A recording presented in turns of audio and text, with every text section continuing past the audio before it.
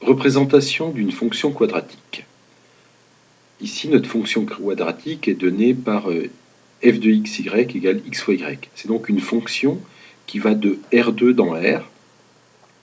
Et on vous demande de calculer le gradient de cette fonction f en un point particulier.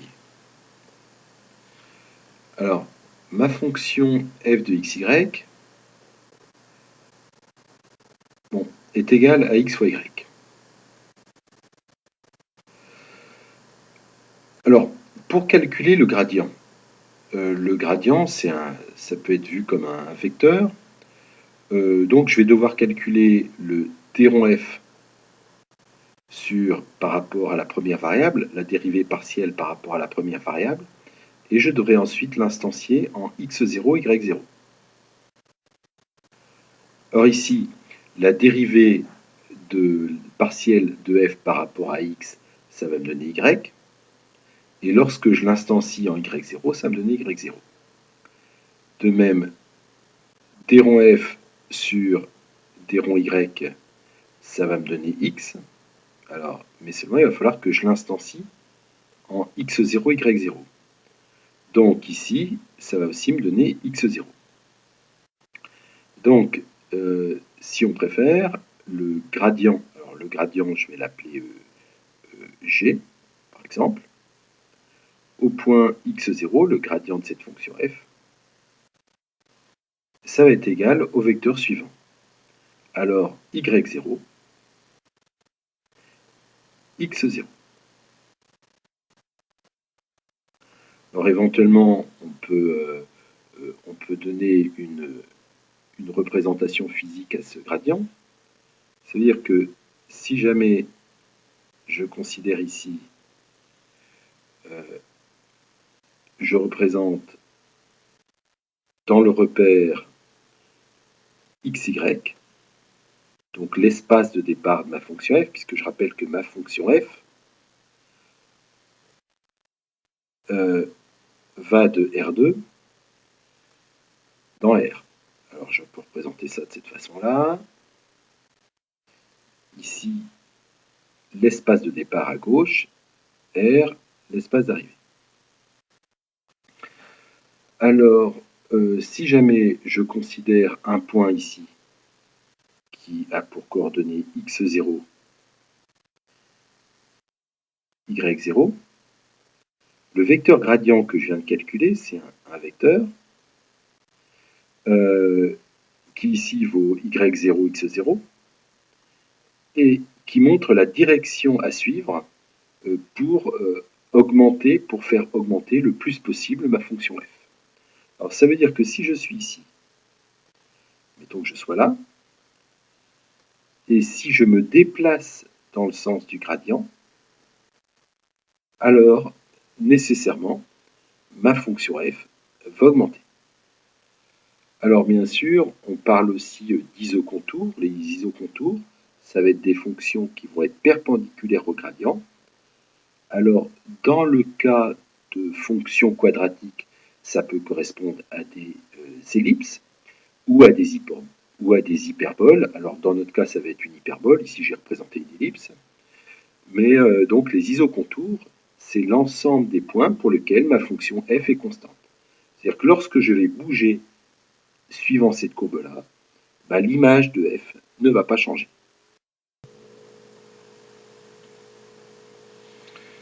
Deuxième question.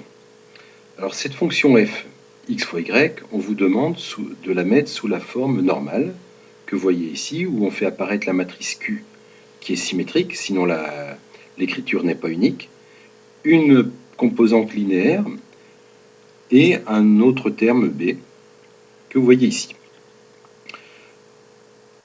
Alors, cette fonction f, x fois y, on peut la réécrire de la façon suivante. Ça va être x fois y, enfin x, le vecteur ligne xy, multiplié par, alors, 0, 0, 1 demi sur l'antidiagonale, multiplié par xy, alors sous cette forme-là, On fait donc apparaître avec ces demi uniquement les termes croisés. Donc ça va me donner 1 demi de xy plus 1 demi de yx, et je vais bien me retrouver avec le xy. Je dois rajouter normalement le terme linéaire, 0, 0 fois xy, pour faire apparaître ma matrice L, plus le terme B qui ici vaut 0. Donc, ici, la matrice symétrique Q, la matrice L, et ici, GB. Bon, alors, lorsqu'une fonction f est donnée sous la forme, alors on avait vu, c'était de la forme xy transpose q xy plus L fois xy, comme c'est le cas ici, plus B. Alors dans ce cas-là, on a vu dans le cours que le gradient de f, que je peux noter sous cette forme-là, gradient de f, c'est donné par 2xy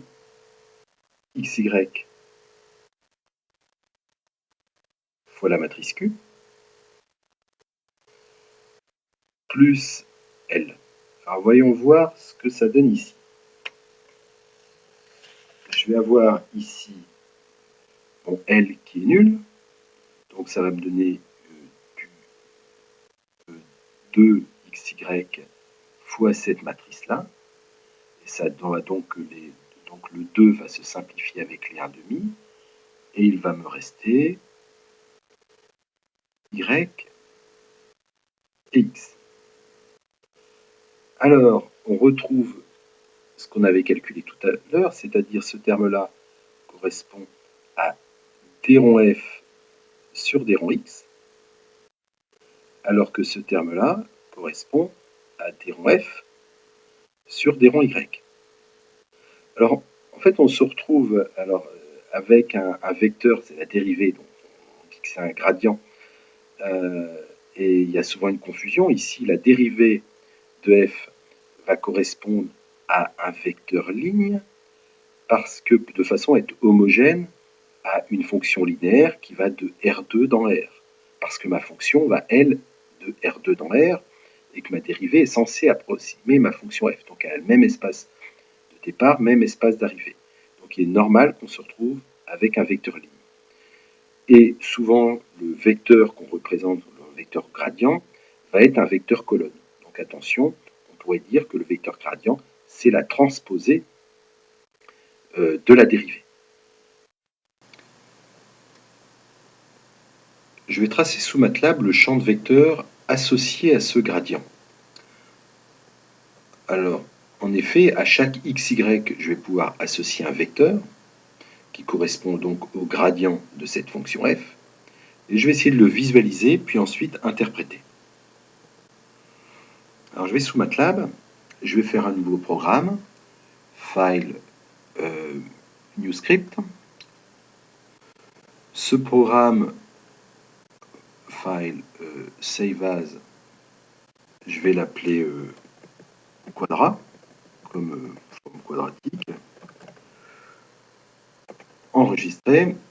Et maintenant, je vais déjà utiliser. Alors, pour pouvoir tracer, je vais être obligé de construire une grille. Et pour cela, on va utiliser la fonction MeshGrid. Alors, qu'est-ce que cette fonction MeshGrid? Une fonction sous MATLAB va être représentée par une matrice. Alors, MeshGrid, c'est un outil qui me permet de représenter cette matrice.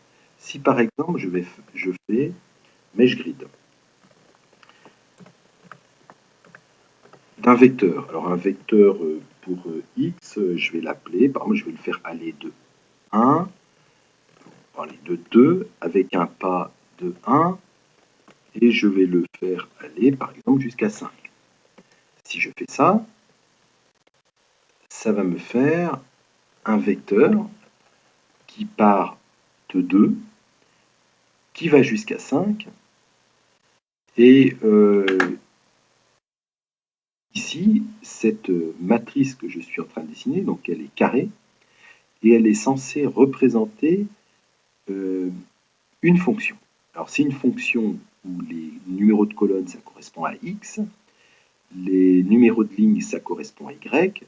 Donc on peut voir ici que lorsque y monte, donc lorsque je change de ligne, la valeur ne change pas.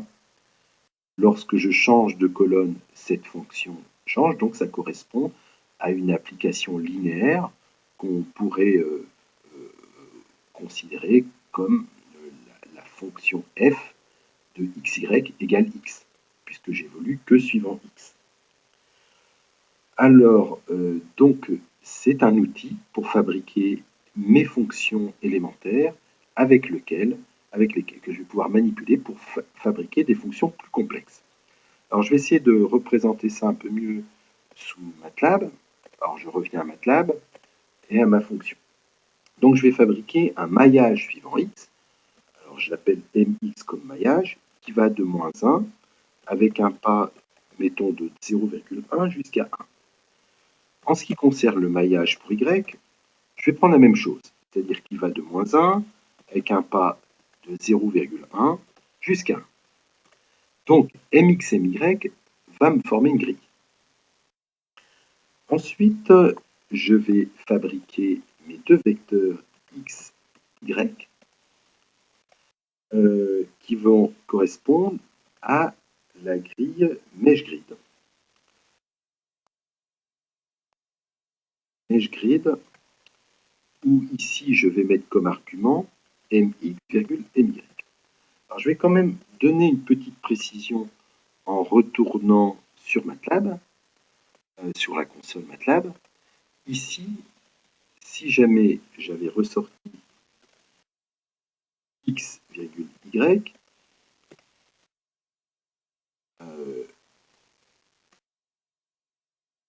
alors je me retrouve avec x qui est comme ça, qui correspond donc à ma fonction x, et y, ça va être le contraire, c'est-à-dire elle est censée représenter la fonction f de x, y égale y, et à partir de cette fonction x qui va de R2 dans R, qui a xy m'associe x, et la fonction y qui va aussi de R2 dans R, qui a xy m'associe y, avec ces deux fonctions, je vais pouvoir représenter toutes les autres fonctions.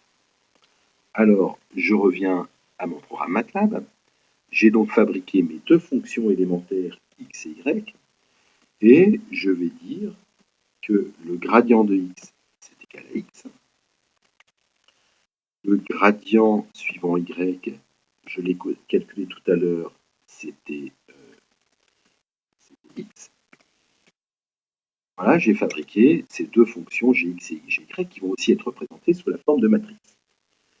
Et enfin, je vais pouvoir utiliser l'outil Quiver qui va me représenter, alors je vais donner comme paramètre mx, donc le maillage, l'échantillonnage suivant x, my, et enfin je vais donner les deux fonctions gx et gy. De cette façon-là, je vais pouvoir tracer mon champ de vecteurs. Alors, qu'est-ce qui me sort? Il me dit que j'ai une erreur. En effet, c'est mesh grid. Je lance. Hop, il me sort. Ah ben non, voilà, il ne me sort pas d'erreur. Voilà le champ de vecteurs. Donc, à chaque xy, le gradient est nul, ce qui signifie, non, excusez-moi, lorsque je suis juste au centre, en 0 et 0, le gradient est nul. Ici, le gradient va vers la droite, c'est-à-dire que lorsque je suis ici et que je me déplace vers la droite, mon produit x fois y augmente. Il augmente lorsque je bouge dans ce sens-là. Ici, le produit x fois y sera nul, mais enfin, je représente uniquement ici les variations par ce vecteur gradient. Alors maintenant, je vais devoir, en utilisant l'instruction contour, tracer les courbes de niveau et aussi tracer le graphe de la fonction f et vérifier si elle admet un minimum ou pas, essayer d'interpréter. Alors, je reviens sous MATLAB et je vais quand même montrer comment on manipule ces fonctions. Alors, je prends l'exemple, je vais faire un mesh grid qui va de -2 jusqu'à 2 avec un pas de 1. Et j'ai fabriqué ainsi ma fonction x, représentée sous forme de matrice. Donc c'est une fonction qui va de -2 à 2. Et ma fonction y, alors lorsque je bouge suivant les colonnes, je bouge x. On voit bien que x bouge. Donc ici, x vaut 0, x vaut 1, etc.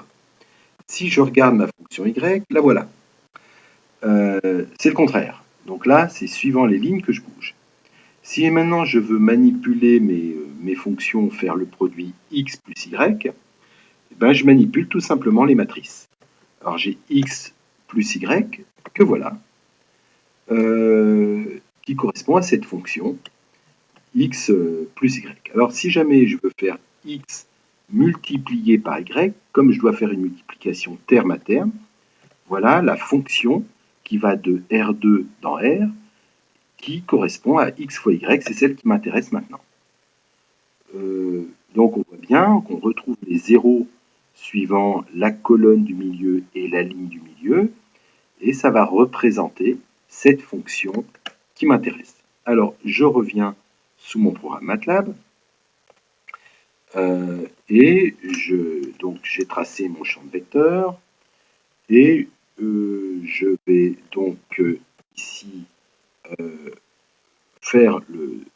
fabriquer ma matrice z égale x point multiplié par y. Donc c'est ma fonction x fois y représentée sous la forme d'une matrice. Je vais faire contour 3, alors contour 3 pour le représenter en 3D, qui va contenir ma fonction x, ma fonction y et ma fonction z, toutes représentées sous forme de matrice, et je vais voir ce que j'ai. Alors ici, on peut voir, alors pour le faire tourner, je vais le ramener au centre, je l'augmente, je vais le faire tourner en cliquant sur cette icône, et je peux voir ici, là, les courbes de niveau. Alors on peut voir ici la fonction qui s'annule, x fois y qui s'annule, et les courbes de niveau, comme on pouvait s'y attendre, correspondent à des hyperboles. Pour mieux la représenter, je vais tracer son graphe, comme c'est demandé dans l'exercice, grâce à la fonction surface. Alors je vais pareil pour la fonction surface, je vais rentrer x, y, z,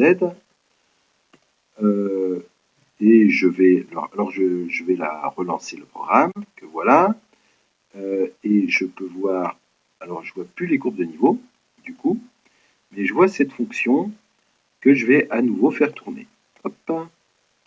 Alors, en cliquant sur la rotation, je peux voir en effet cette fonction qui a une forme de point selle, alors c'est une selle, avec ici le point 0, 0, alors on voit l'altitude qui vaut 0, et cette forme particulière de fonction selle avec une droite constante correspondant à x égale 0, donc à l'axe des abscisses, ou à l'axe des ordonnées, qu'on peut voir apparaître ici.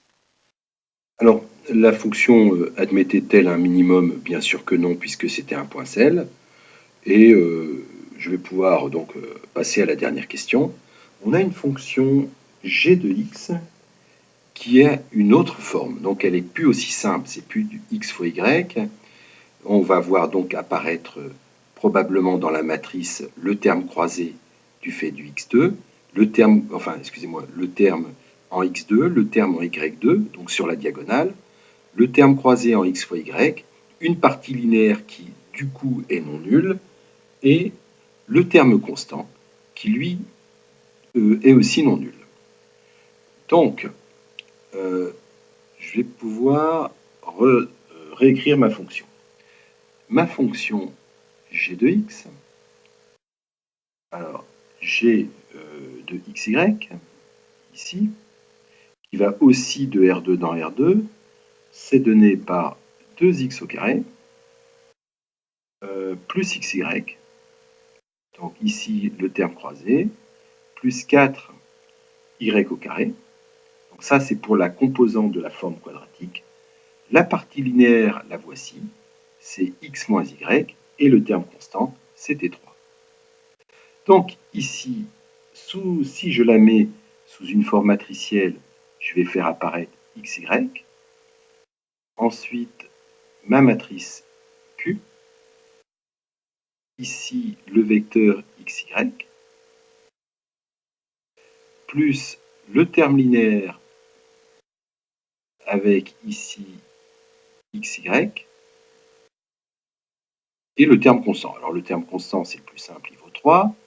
Ici, le terme linéaire, j'ai bien évidemment un moins 1 suivant le x et un 1 suivant le y.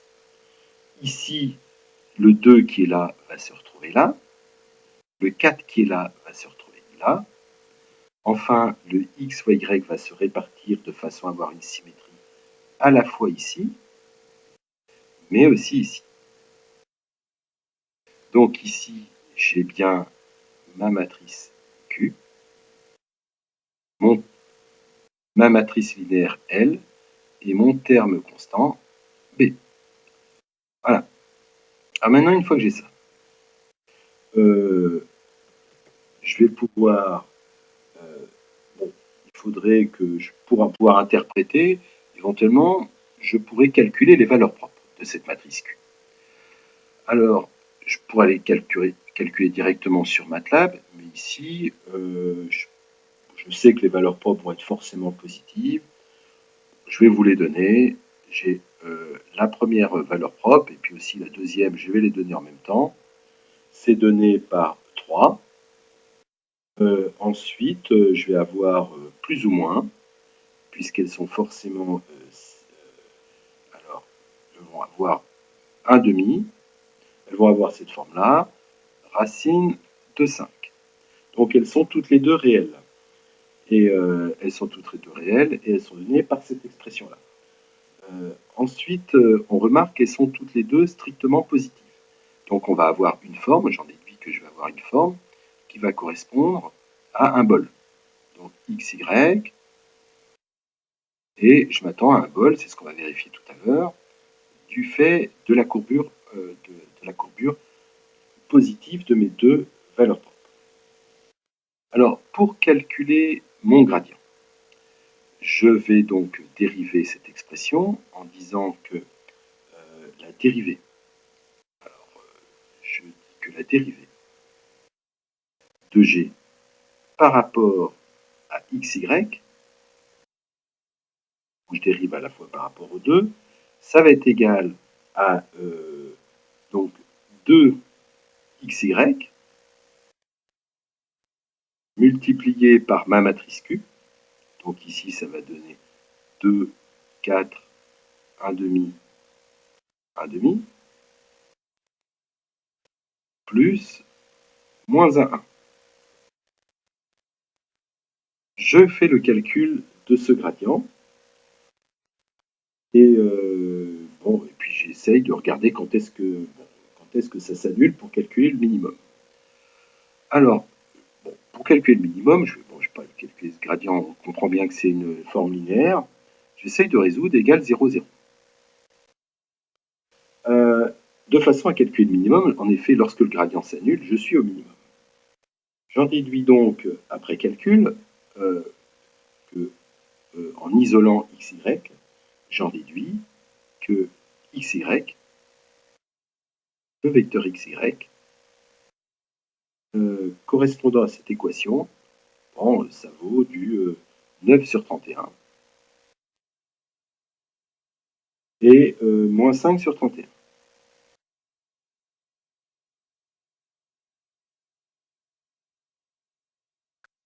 Alors, on va essayer de regarder d'un point de vue graphique comme pouvoir interpréter tout ça. Donc, je reviens à MATLAB. Et voilà où j'en étais tout à l'heure. Donc, je vais pouvoir tout mettre en commentaire. Le gradient, bon, je ne vais peut-être pas le tracer. Donc, celui-là, je vais l'oublier, le gradient. Et je vais essayer de tracer ma fonction f. Alors ma fonction f, je rappelle que pour la fabriquer, il y avait le terme 2 fois x au carré. Donc, comme c'est composante par composante, je mets ça. Je vais mettre le terme en xy, plus 4 fois le terme en y au carré. Ensuite, je vais avoir plus y moins x. Donc ça, bien sûr, c'est toutes les matrices qui représentent les fonctions x et y. Et enfin, je vais faire plus 3. Je vais donc avoir le contour et la surface, comme c'était le cas tout à l'heure. Je le lance. Je vois apparaître le bol qui avait été donc la paraboloïde, j'avais fait mention tout à l'heure. Ici, sans faire, je vais le faire tourner, on voit bien apparaître ici le minimum qui doit être, alors on va peut-être le voir là, on le voit peut-être un peu mieux ici.